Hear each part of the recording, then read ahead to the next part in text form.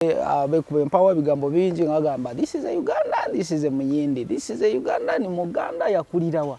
So I was so interested okusanga nti nsobola omunoonyako atutangaza ebimu obuvo bwe yasomerawa abeerawa na Uganda jiyingira muddi.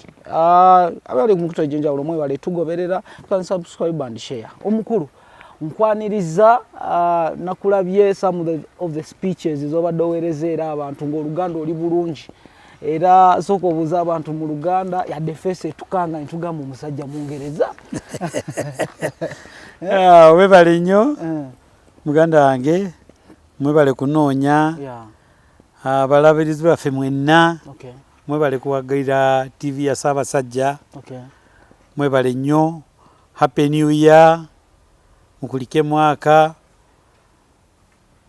Abafuna ebizibu mwalaba n'ebizibu ebyo abafiirwa bitalo bwerere naye mwaka gutandise ate tuli mu kalulu enaku ntono actually days bobozi baraka tulinga mu meka naku nga 67 maana lubaga bagambe batulonde ndi wano noonya kalulu kitofu ntambula doa to doa noonya abantu bonna kubanga abantu bantukirira bagamba nzije nkomeyo mbaweereze ne mbawuliriza ne nkoma omukalulu nkanoonya. Waliwo akesimbayo emirundi emeka? Eno mulundi gwange gwokubiri. Gwasooka gwali 2011. Eno gwange gwokubiri zino tambiri z'amakati nosooka n'obiwummulamu sajja taamu ewedde nalekera maama waffe Betty Kamya. Taamu eri wali omusajja bamuyitanga Obati Ndeebwa eyajja leero nkomyewo okukolera kitundu kye nazaalibwamu. By then waweesimbawo yane yalya? That is not Kasibante. Nze nawangula Kasibante yagenda mu kooti kati kooti nezinzijayo luvanya mwaka gumu ate kunzijayo kooti kye yakola tekolebwangako wonna. Kwa mulamuzi yalaba tewanziza mu kalulu nja kuwangula ate nagamba awo naveemu oli ayingire nga tewali kalulu nange neŋŋamba waye oda bwetyo tebangawo mu nsi yonna osanga Katonda awadde oli mukisa nemulekera. So wakiyita ki? Kufutyanka, kukuba, kukuzanya geemu? Nze nkugambye gwakitwala otya? nti nekitwala nti mukisa gwange gwali gwa mwaka gumu neŋŋamba kale mukisa gwoli leka agufune. So kuva olwo toddangamu kwesimbawo? Were you disappointed? No, I was not disappointed. Nedda. 2016 najjako mu primary nempangula ne executive ya NRM yali mu Rubaga eyakyankalanya ebintu kyola mu main election saakomawo ate nafuna n'ebizibu nga naali mulwadde nengenda kwejanjaba byakalulu nembikola ki nembivaako. Taamu ewedde 2020 maama Betty Kamya yansaba mulekere nokkiriza nenkiriza mu bulungi kwanze nagenda mu seeke nangamba kasita ogenze mu seeke zendekera kano nemulekera nze nibaza Katonda okumutuma kunsaba kubanga osanga webeivu yandikutte nze kyola nze nkiriza nnyo mu Katonda Katonda kyakola ye amanyi plani ze. So kyamponya wave. So luno nakomyo nga aba wave bonna kumpi 90% aba wave tebalina kye bakoledde bantu baabwe. So njagala otangaaza omuvubuka omuto agenda okulonda this time around ng'ebbanga lyonna adde talonda toli munnabyabufuzi mupya mu byebufuzi bye Uganda. Njagala kutandika ku kigambo kye watandise tiolaba musajja mweru abantu beebuuza kiki bannange sinkatongole nazaalibwa mu Rubaga nasomera mu Buganda Masaka ekimanya secondary nenkola mu Kampala High oli Kampala wano nkulidde mu Buganda lulimi gye njogera Luganda si nsobi yange ti Katonda osanga bwe yanteeka mu tanuuri nanzija mu mangu nga tonajja nga sinna kujja bulungi eyo si nsobi yange waliwo abulayo eddakiika mmeka ojjogwerere wa ekyo simanyi Katonda yamanyi ate mu 21st century eno muntu yenna aleeta busose bwa langi diini kabila tasaana kubeera na mu bantu kubanga leero ensi enkulu n'ensi namba emu America yalondako omuddugavu munnaffe nga president ate yatambuza ensi bulungi nnyo ne leero mwezi gumu mabega America New York balonda meya mwana muzaale wa Uganda so ebyo byonna bitulaga nti leero tulonde abantu abaleeta enkulaakulana bino bya kabila ddiini bibiina biki tubiveeko twakagezaako bangi nekiki kyetufunye tewali nkulaakulana so ne wiiki bbiri mabega mbadde ne Ssaabasajja ne Katikkiro nebasinkana era we mbadde nzijja ekifaananyi kirabyeko so ndi musajja muganda wempangula kalulu bino byebufuzi kati weddira ki bya opposition bakatongole beddira ente bano byebufuzi ba opposition badividinze nnyo government ya Buganda ne central government bo kye bafuniramu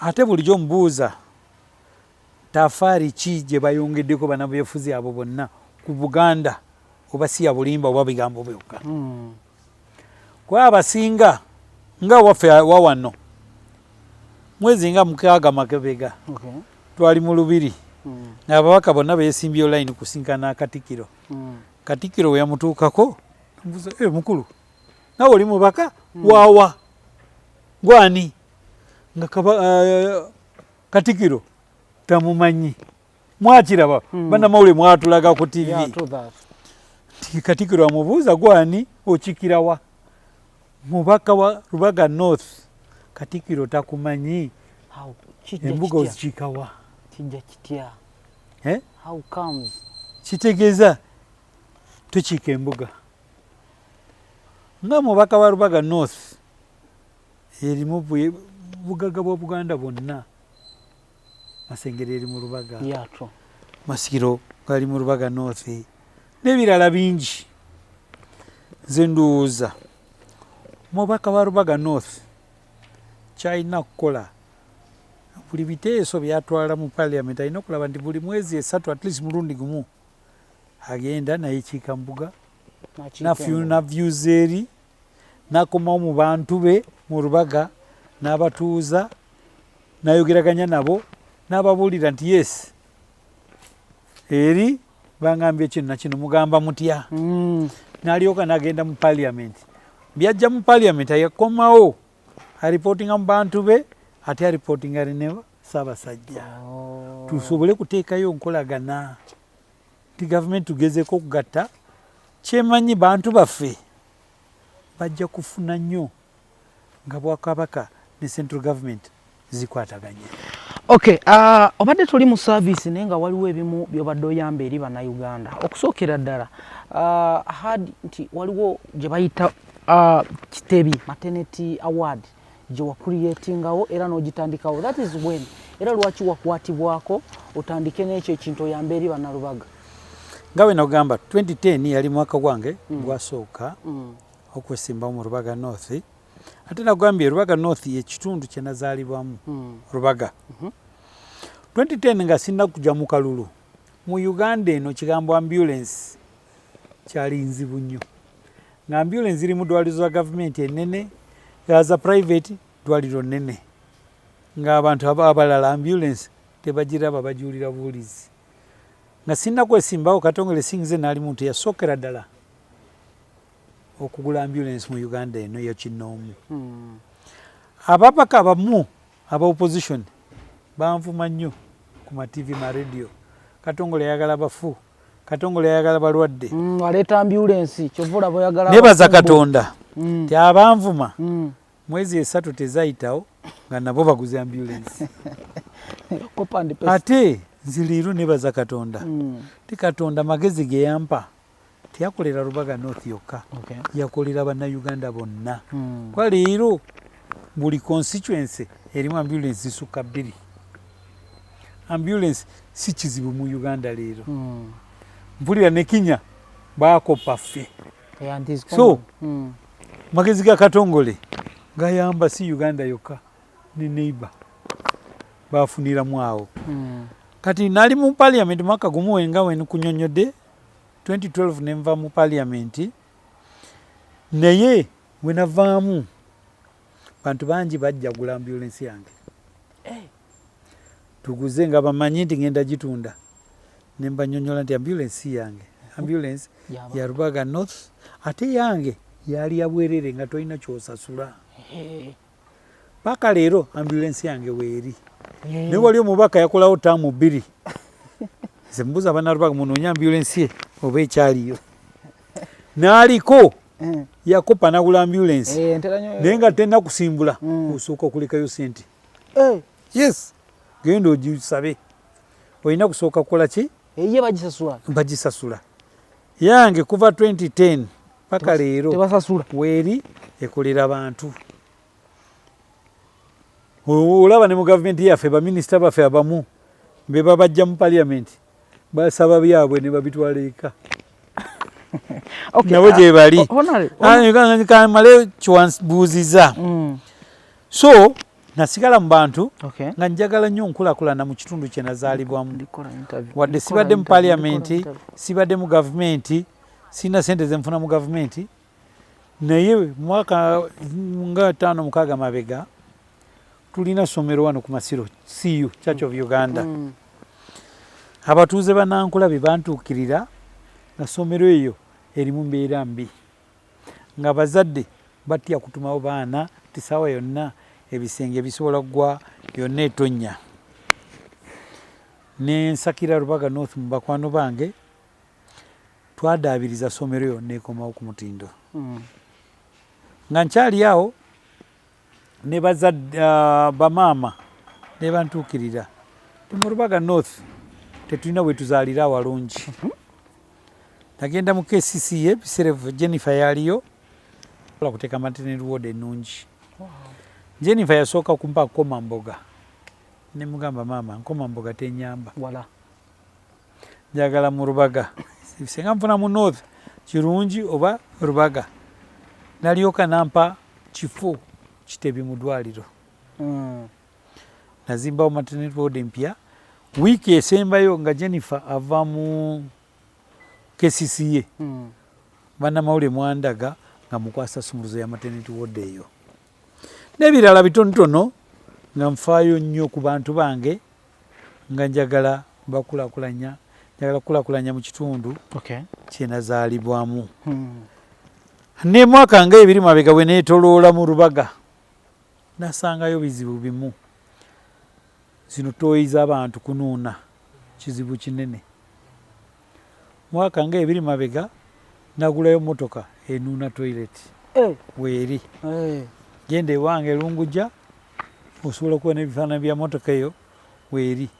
Ekizibu kirala wadde tusasula kasasiro naye zino kampuni zijjayo kasasiro ejjudde mungi.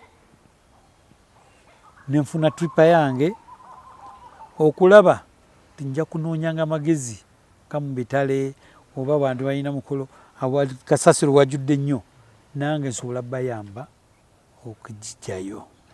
Kino ebyo byonna obikola lwakwagala oba mugaso gwa member of parliament? Obikola lwakwagala. Ebyo saali member of parliament, saali mu government, mbikola kukulakulanya kitundu kyange. Ne leero wenze mu kalulu nina byensakidde bantu bange. Ekimu tulina somero yaffe e Kasubi nakyekoledde mukimanyi ndowooza. Somero eyo mwaka nga 2 mabega oli omusajja abadde ayagala kutwala ttaka eyo yagimenya n'okumenya. Ninagenze wa muganda wange Mr. Laleni wa Roofings yakkiriza tuzimbira somero eyo empya. ne agreement ne KCCA tuzimaze tugenda kufuna somero empya nga roofings egituzimbidde. Ebyo byonna mbisakidde bantu bange ba Rubaga North. Nina ne bakwano bange abalala bakkiriza nonde essomero emu mu Rubaga North we tugenda kutandika kuliisa abaana bonna lunch ya bwerere nga pilot project. Senga project eyo etambula bulungi tuyinza zigaziya mu parish zonna za Rubaga North mu ssomero za gavumenti. Ebyo byonna birungi esakidde bantu bange ba Rubaga North. Kyowa bulijjo ŋŋamba bantu mubaka ababaka basinga bagamba gange okubakiikirira mu parliament. Yes, gugwo kubakiikira mu parliament. Wokubakiikira mu parliament oyina basakira budget kuva mu government zireeta nkulakulana mu education systems, health. KCCA oyina gisakira budget okulaba emyala ebirala bikolebwa. Naye bw'ototula mu parliament budget tozisaka toli wa government side. So government tejja kuwa constituency eyo budget emala. So MP oyina kufuna abakwano bo bweru mu Uganda ne bweru wa Uganda. NGOs zikuyambeko osakire bantu bo bintu ebyo birungi bingi. Nga ombuuziza abavubuka nina plan ki? Definitely abavubuka nina plan baabwe nyingi. Nina plan za kuwagira abavubuka bakulakulanya mu bya sports. Nebya sports byokka tebikulakulanya muvubuka. Ng'otaddeko sports olina okulaba oteekayo projects bwe basobola kufuna ebyanfuna. Muvubuka tojja kuzanya mupiira nga njala ekuluma. Kyolaba mu Rubaga mwaka 5 bazanye mupiira nesirabawo omuvubuka wa Rubaga North yenna ali mu tiimu za bika. Sirabawo omuvubuka yenna ali mu Uganda Cranes. Sirabawo omuvubuka yonna agenze Bungereza Man U, Arsenal mu tiimu yonna. Kubanga abavubuka yabazanyisanga mupiira teyabawa byanfuna usanga bazanyanga nga ne lubuto njereere. So Katongole nja kuleeta bya muzannyo nga mbateereddyo ne projects mwe mujja sente nkulakulana. Nja basakira sente za bbeeyi ensaamusaamu.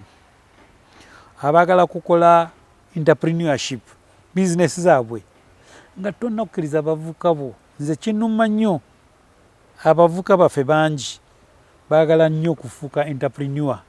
Bawola sente mu bazadde mu bakwano baabwe batandika bizinesi tewali abayamba kusomesa embalirira ya bizinesi. Mwezi 6 mwaka gumu egenda gwako ne capital gye yawoze yagiridde dda. So nja kulaba ndeeta civic education, ndeeta NGOs, nze nyini sobola basomesa embalirira ya business. Honorable ebintu bingi byagenda obakolera bannayuganda bannalubaga especially naye kati njala mutwale straight question to the answer tulabe at least tugibriefinga interview neggwa ku nsonga era ya sports. Actually omanyi okyalira omukulu ng'ebinjogera ya leero oddayo abavubuka nyina nange abavubuka abangoberera ze mpangalira mu Lubaga mukazi wo mukama wange abavubuka nyinayo tiimu bagita 11 Stars. Njigambe ki bakakase wa mukulu nakugambye tiimu zonna bagambe Honorable tagenda kuwagira bya muzannyo bukka. Nja kulaba nga tiimu ezo tuzisakira projects. Cottage industries abavuka beegatte beekulaakulanye. Kankuwa example ennungi. Nze kinnuma nnyo babaka baffe parliament spendinga sente nyingi okubatuma mu nsi za bweru. Simanyi oba bagenda kulambula oba bagenda kuyiga. Kuba tebalina kye batwongerako nga bakomyewo. Babeera banoonya allowance ndowooza kuwumula. Kubanga wendaba mu Rubaga baba bagenze mu holiday oba kubanga nja kuwa example emu. Zino chupa za Renzori Minowota sanga abavuka bazikuŋŋaanya naye abavuka bakuŋŋaanya cupa ezo beddaaka kumpi eka ya poloti bwe bazitereka bwe bamala kazitereka baleeta loore ennene ya ttaano 2 ne batikkamu bisawo bya cupa ezo nga teziweeyinga ne ttaano 1 sente bayononaawo ne mubaka singa obadde muyiiya nga ofaa ku baana bo China mashine enyiga cupa ezo beera tesukka ne miliyoni 3 wandibaleetedde mashini tebandeetaaza ekifo kinene kukuŋŋanya cupa buli cupa zijja baginyiga bajjuza kutiya osanga ne sente za transport zandikendedde kubanga loore ya ttaano 2 banditise ne ttaano 25 neeri gye batunda wa mukwano naye leero alina puloti kumpi yeka 10 wakuŋŋanya macupa ne senga mubaka yandibaleetedde mashini enyiga cupa ne mukwano teyanditaze puloti ya eka 10 yandikozemu birala. So twetaaga ababaka abasobola kulowoolereza bantu baabwe. Enkulaakulana tekitegeeza nti sente zokka, enkulaakulana mu bitundu kusomesa abantu. Ba LC baffe betaaga kusomesa. LC abeera ayimiridde awo omuntu n'asusuula kasasiro mu mwala tewali amugambako. Ebyo byonna bitaaga civic education. LC tumuyigirize buyinza bwe bunaanzibwa bwe kiki. So we are lacking a lot of civic education in our leaders. Okay. Honorable, omwaka gumu gwa good enough experience yo omwaka gumu gwa mala mu parliament. Last time experience je walaba kuba waliwo abakulembeza ab'omukulu w'eggwanga byayogedde n'agamba sorry speaker n'agamba waliwo ba MP abaali bazeeko mu parliament nga tewalina nkibali boogedde paka ttaamu y'okugwako. Pressure ki ebeera mu parliament awo okuleeteranga omusajja obeera eno ng'oyogera bw'otuuka wali ku floor ya parliament nga tolina na kigambo kikuvaamu? Bizibu bingi. Ki? Kusooka tulonda ababaka n'okwogera luzungu tebamanyi bulungi. Ekyo kizibu kinene. Omanyi either tufuneyo national language ga Swahili tugiyigirize mu masomero ne tugambe parliament ejja kubeera ne national language. Oba luzungu tugifuule national language. Omanyi wali omuntu asobola kugenda ne mu senior 4 n'omugamba bala emu paka 10 nga tasobola. Wekiri the same thing with English. Omuntu awulira luzungu awulira bino yamangu hello how are you fine ne wogenda deeper ng'abula. So kiki kyanateesa abasajja nga banoonya akalulu nga boogera bayogera mu nnimi zaabwe abasinga. So ekyo kizibu kinene. Oluzungu kyakubiri abasinga bagenda munoonya mulimu tebagenda kukolera abantu. Muli onoonya mulimu njukira waliyo ne mubaka omukumpi wano Rubaga South yagamba n'abantu ze bannaye muntume ngende ndiye yali open nnyo tagambye ndigenda bakolera nkulaakulana yagamba ngenda kulya then mumpola n'agamba nja kulyanga nammwe. Omanyi abantu lwaki bamuwa yayogera amazima naye waliwo abalimba mumuwa muntu omukulya ogenda kusanga muzukulu wo asange ekitundu kyo nga wogisanze kina kugasa ki oli omuwa muwa kulya ekigasa ki. So ekyo nakyo abantu beetadde nnyo byefuzi. Ekyakusatu bannayuganda tukomye byefuzi buli saawa. Byobufuzi birina biseera byayo. Enkulaakulana erina biseera byayo. Ne opposition yaffe ekigambo opposition bakitaputa bubi. Opposition bo balowooza tikitegeeza buli kimu government wereeta oba kirungi oba kibi kikube ttale tukyopozinze. Mu bufunze teri kirungi. so opposition bukimayi kikubamu ebituli tewali nsi gavumenti teetaaga buyambi bwa opposition. Olaba ne mwezi gumu mabega Canada abadde ayagala kola gavumenti naye yali yabula seats nga 6 asobole kola gavumenti, n'annyonnyola byagenda kukolera enkulaakulana zaaligenda kuleetera Canada, n'abuulira abantu ba opposition n'abamatiza ababaka ba opposition 6 ne bacrossinga the floor ne bagamba mukulu ono kyagamba kituufu, nange ndabye mu kitangala Canada egenda kulaakulana wadde temujja kumpaka luno naye leero kamuwagire bwe mulaba enkulaakulana usanga munampa tebakikuba bandiganye mukulu yandiremeddwa okukola gavumenti ne balonda prime minister mpya naye aba opposition bamatira kyagenda naye gwe mbuulira tewali project gavumenti gyaleese ne tebakuba bo balowooza nti baliyo okulwanyisa buli kimu.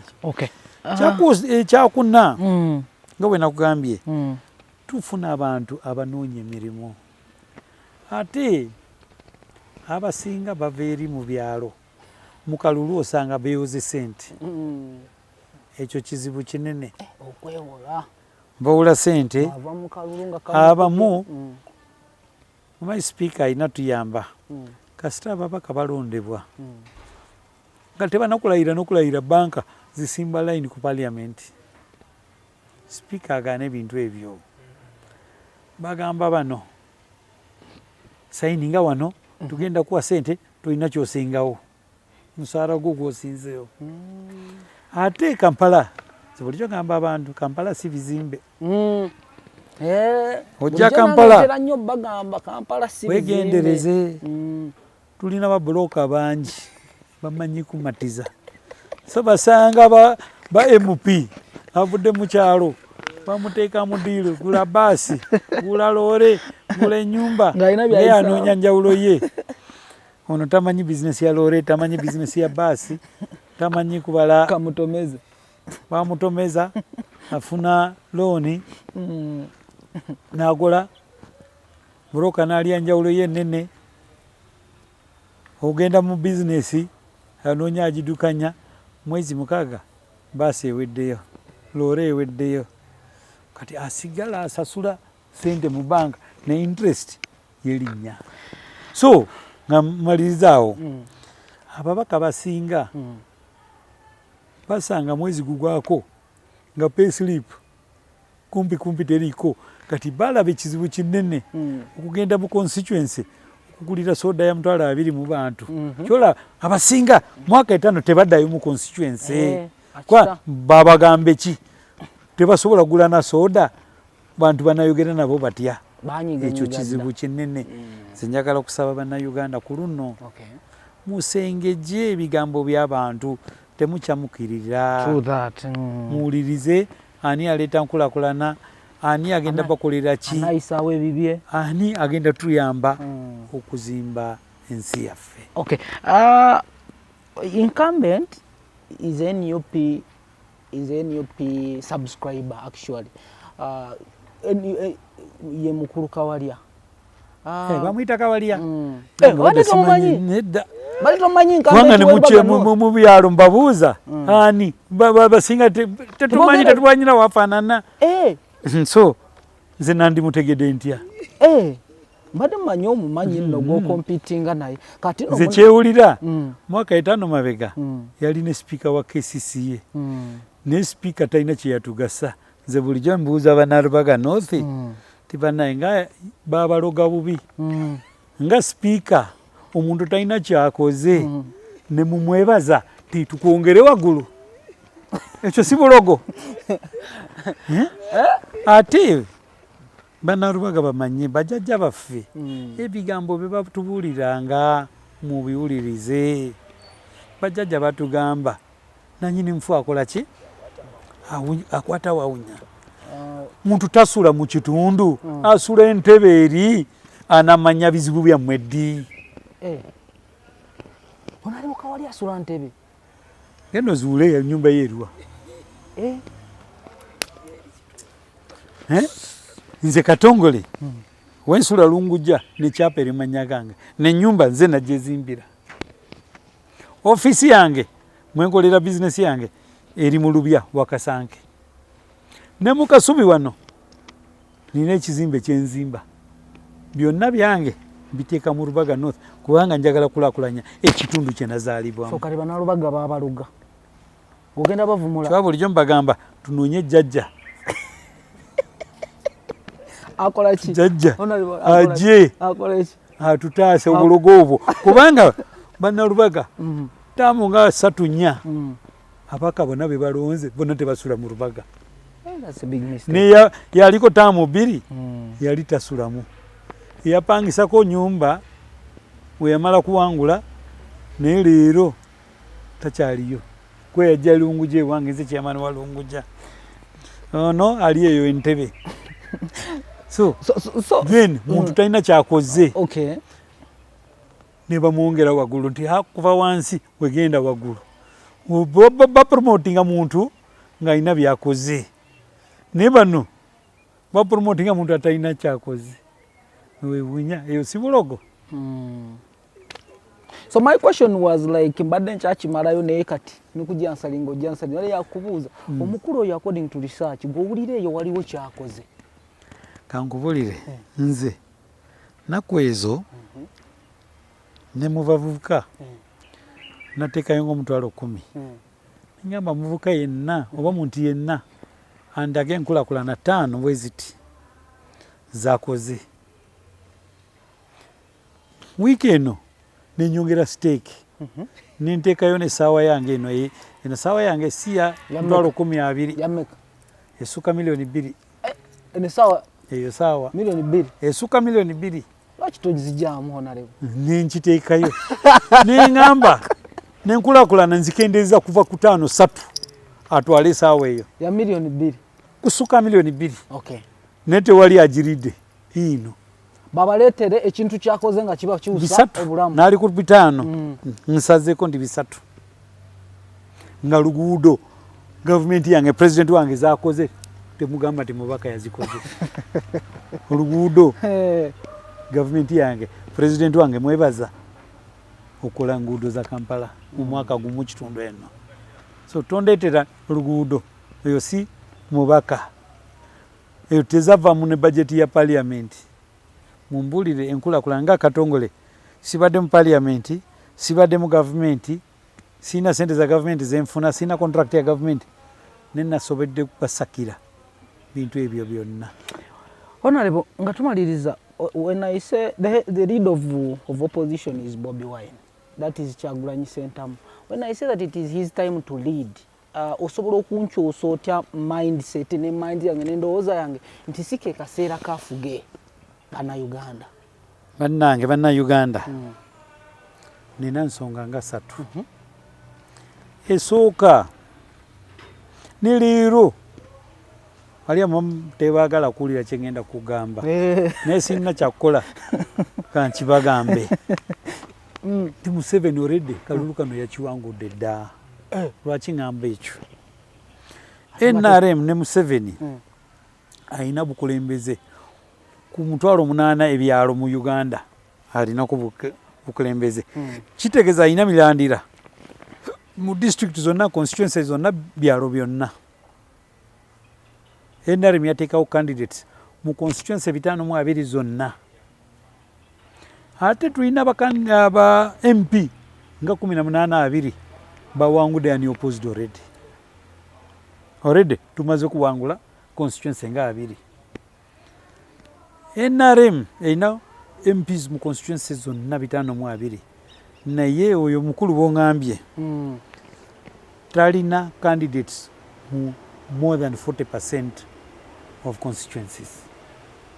Ekyo kitegeeza ki ndi kotandika eri ono ali ayise n'amakati ali wala wa makati ogenda mukwata ddi nze ebibiina ebimu magezi gye nandibawadde mu kifo ky'okwonoona ssente mu kwesimbawo pulezidenti ssente ezo senga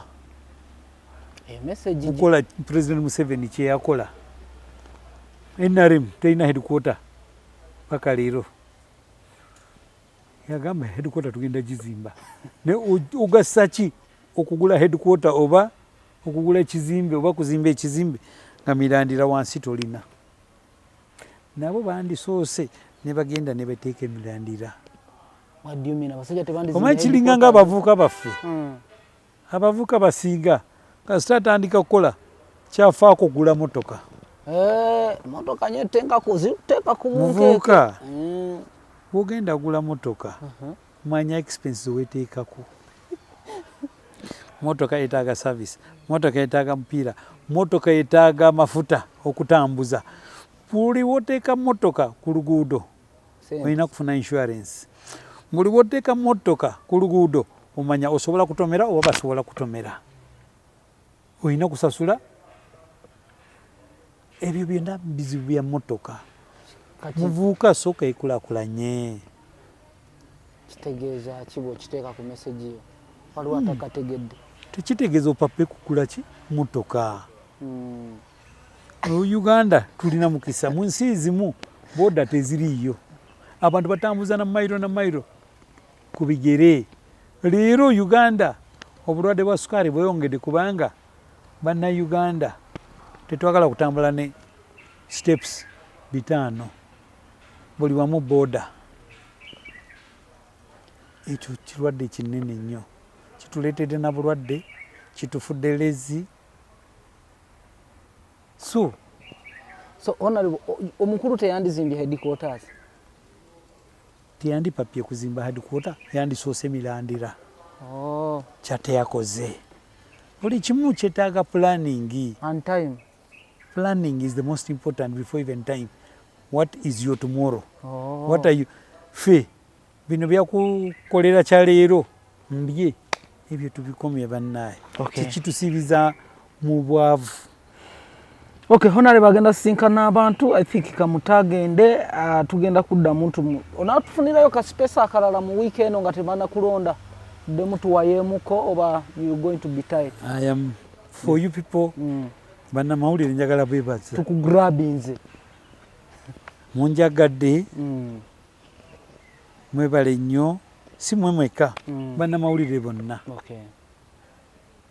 mbebaza nnyo mwenna buli TV buli mawulire si leero lwoka ne mukalulu kali abanna mawulire buli kumaca bakwagala wali abamu buli kumaca ng'agenda kusoma mawulire wadde yavumanga katongole yali yankolera kyabika oli taata omanyi taata abeera taata ne taata taba taata okategedde esebo taata taba ki kyabika oli taata oli gwatugambya amawulire sina nnyo kyenkola ki naye nenjogera mukwano oli omubaka baneiba bwe bampeereza message honorable jangu olabe ekitundu ono honorable wagamba nti wasula naye maama we yasulawo naye kasasiro ejjudde mu kitundu ekyo toyinza kikiriza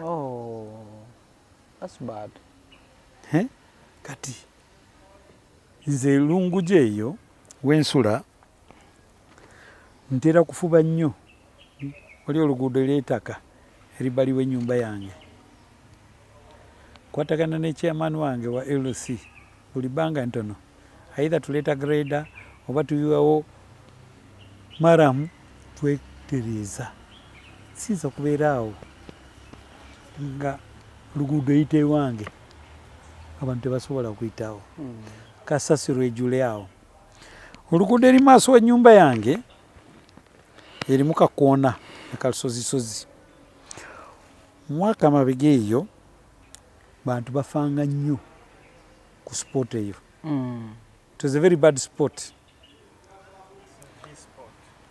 olumu neiba wange nyini yafiira awo nze nkeera salinda kesisiye timujje mukotekyo humps nafuna private company nengisasula nebateekawo hump kuva olwo mu kifo ekyo tewali muntu yali afuddeyo so muntu olina kulowolereza abantu bo ebitonotono obusobozi bw'olina bw'osobola bakolera bakolere. Asaba abantu bakulonde nze njagala kusaba abantu ba Rubaga North ne bantu ba Uganda nga 15 January mutandike okulonda President Yoweri Museveni.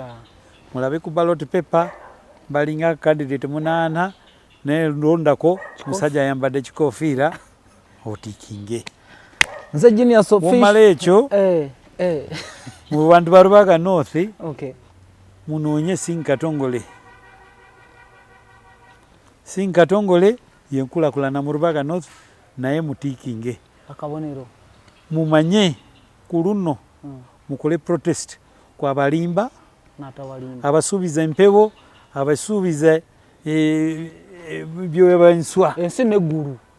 So tukulakulanye ekitundu kyaffe tukwatagane ffenna ebizibu byammwe bya public toilets nina abakwano bangi byabasakira ebyo bijagwawo kuzimba emyala. Nze kinuma nnyo okusanga maama ali lubuto naye alina kubuuka mwala naye kizibu ky'abavubuka mmwe abavubuka twakutegeera abavubuka njagala tukwatagane bino byakufuula bawala baffe single mothers ekyo tujja kutuula tukinyumyeko bulungi. Ensonga eyo gikatiriza ensonga eyo ya single mothers amuwa olubuto n'amuddukako muvubuka munnange buli okola ekyo nozaala mwana n'omusobola kubonabona tolowooza ndi Katonda agenda kuwa mukisa. Naawe ogenda kubonabona mu nsi nga mwana wo abonabona. Nze muvubuka mugamba zaala naye mmanya kola entegeka okulabira mwana wo ne Katonda ajja kwongera mu mukisa. Nze Genius Official mwebale kubanga mutugoberedde ye emboozi ya Honorable actually Bannarubaga North mumulabire nga ddala ffe abamutuukiridde is a dad got a golden heart musajja mulungi is welcoming father. So tumulabire nga ddala atunyonyedde munagamba nti tato simanyi lwaki nafuuka taata eri Bannarubaga kuba banjagala nnyo. Naffe tukwebaza kutwaniriza omusajja fesi muleke gyeralikirira fesi kiki ekyamaanyi atugambye yasomera nabagambye si nsobi yange samanya maama wange agenda kufumbirwa ani. Naffe ffenna tulina abaana basoma Bungereza Canada America bonna bagenda kuzaalayo naani tomanyi bagenda kuleetera Katongole. Leero bw'oboola Katongole bw'ososola Katongole enkya ne muzukulu wo nja kulaba onoboola bwetyo ate nze saamanya nti Katonda we yanteeka mu tanuuri yanzijamu mangu ekyo nina kubuuza Katonda lwaki teyandekawo. Wejide wabadde nzija nti omusajja yawona tanuuru wali wabulayo eddakiika mbale omusajja afuukira eddala muzungu naye nga musajja Muganda. Nze Ron Genius Official mwebale tugoberera mwenna musubscribe musharinge at the same time emboozi eno bw'ogisuba ojja gisanga mu kutu gwa terefayina. Ssaabasajja Kabaka wange Nze Genius Official.